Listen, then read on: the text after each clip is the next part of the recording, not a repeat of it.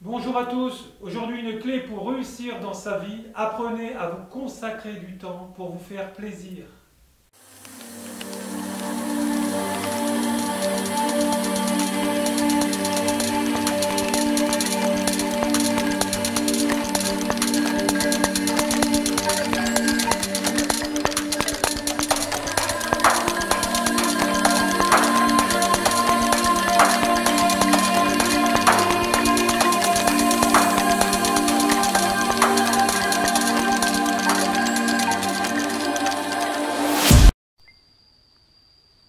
Bonjour à tous pour cette nouvelle leçon. Aujourd'hui donc nous allons voir le chapitre 2, rencontre avec les salamandres ou les dragons. Bonjour, j'espère que votre voyage pour rencontrer les elfes et les sylphes s'est bien passé. Là on va sur le dernier élément du monde intermédiaire qu'on va apprendre, c'est l'élément feu. Je peux vous prévenir qu'il y a moins d'entités avec l'élément feu qu'on travaille. On va travailler avec les salamandres et les dragons de feu.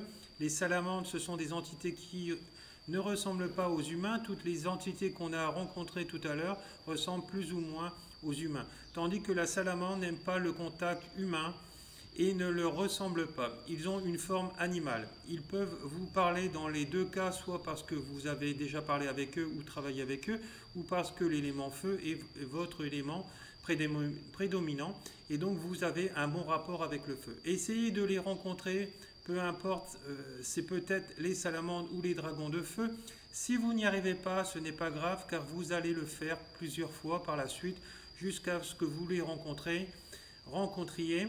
Pourquoi avons-nous besoin de travailler avec les entités de feu? Les entités de feu peuvent vous aider à faire le soin de passeurs de feu. Au niveau chamanique, ce sont les chamans qui contactent les entités de feu pour faire ce soin-là. Parmi en fait tous les éléments, il n'y a pas de hiérarchie. C'est plus l'élément de feu qui ramène vers le travail spirituel, car le travail spirituel se forge dans le feu. On ne peut pas travailler avec les trois éléments et laisser tomber le feu juste parce que c'est compliqué pour nous.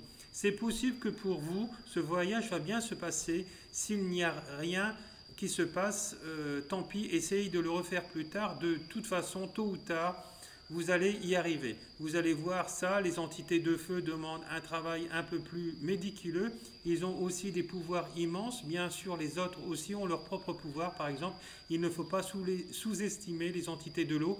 Autant qu'ils peuvent paraître innocents et sympathiques, quand ils se mettent en colère, ils peuvent être absolument redoutables. Donc les entités de feu, c'est la même chose. Donc il faut y aller doucement, avec beaucoup de respect, mais surtout, ne vous jetez pas sur eux. Il faut vraiment que ce soit eux qui viennent vers vous. Quand ils viennent vers vous, restez courtois à distance, posez toutes sortes de questions de tout ce que vous devez savoir sur le feu et le travail que vous pouvez entreprendre par le feu.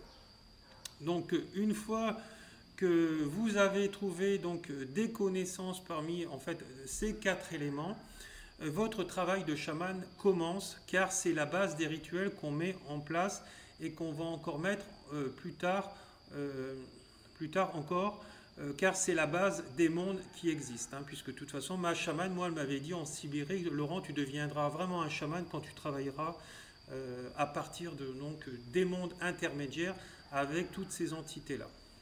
Et ça, ça a été confirmé après, et je savais pourquoi, mais après ça, qu'elle me disait que...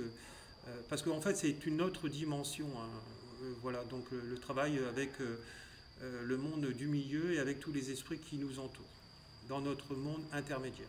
Alors, je vous conseille de le faire par la suite. Si vous avez un problème personnel ou vos clients, tout ce qui existe dans les problèmes de tous les jours, vous allez les rencontrer parmi ces quatre éléments. Essayez de régler votre problème par la suite avec les élémentaux, pas avec les entités du monde du bas, car c'est assez limité le travail que vous pouvez faire avec le monde du bas. C'est plus des soins médicaux en bas, dans le monde du bas. Là, par exemple, il vous arrive une situation dans votre vie, il faudrait trouver du travail ou changer de logement. Cela, bien sûr, c'est un gnome ou un lutin qui peut vous aider. Donc allez-y, parlez avec eux, leur dire j'ai cette situation à régler, je ne sais pas quoi faire. Ils vont vous donner des conseils ou ils vont vous aider. Vous allez voir comment cela fonctionne. Je voudrais que vous développiez cette habitude de réfléchir de cette manière-là, parce que les gens, d'habitude, qu'est-ce qui se passe? Qu'est-ce qu'ils font? Ils passent par cette formation en chamanisme avancé avec moi. Ensuite, ils découvrent les élémentaux. Après, ils abandonnent et continuent de traiter leurs problèmes avec l'ancien mode, avec leurs propres moyens, ou appeler les gens, ou m'appeler moi, par exemple, pour que je fasse le travail à votre place. Je vous invite ici de travailler sur tous les problèmes de tous les jours qui vous arrivent, en réfléchissant comment les petits peuples peuvent vous apporter le soin ou régler les problèmes pour vous-même avec leur aide, car votre vie terrestre est gouvernée par ces éléments, et ces entités-là peuvent vous donner des coups de main, des conseils, ou régler votre problème à votre place.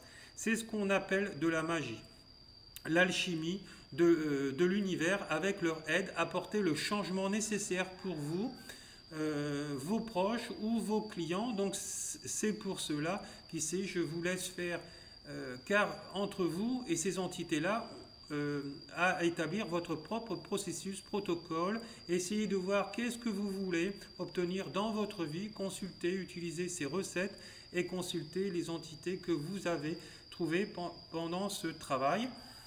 Voilà, donc ça correspond à de la magie blanche, mais en chamanisme. Alors bien sûr, on ne force pas, hein, la situation s'arrange d'elle-même, et donc il y a quelque chose qui va...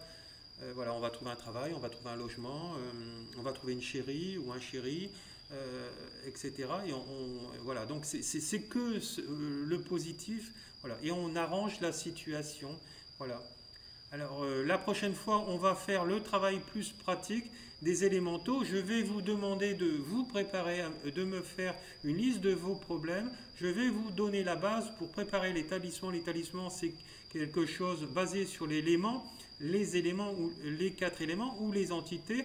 On va voir encore une fois comment travailler avec les élémentaux pour ce travail, et je vais vous donner comment aussi créer les talismans basés sur le système des éléments. Encore une fois, ici, basez-vous sur quelque chose. Donc pendant cette semaine, réfléchissez donc bien, qu'est-ce qui vous préoccupe là actuellement, vous voulez trouver la solution du problème, qu'est-ce que je peux vous apporter en tant qu'enseignant. Comme ça, vous pouvez commencer à régler vos problèmes dès la semaine prochaine en créant le talisman qui correspond. Donc pour le devoir de la leçon d'aujourd'hui, description de votre voyage, rencontre avec l'élément air et feu. Voilà, je vous souhaite tous une bonne fin de semaine, et on se retrouve la semaine prochaine pour étudier les talismans et comment ça fonctionne et qu'est-ce qu'on peut créer avec les éléments et les élémentaux. À bientôt et bonne semaine à tous. Et pour mes élèves, vous recevrez dans la vidéo suivante ce voyage en détail, pas par pas. Voilà, je vous remercie, au revoir, bonne semaine à tous et beaucoup d'amour.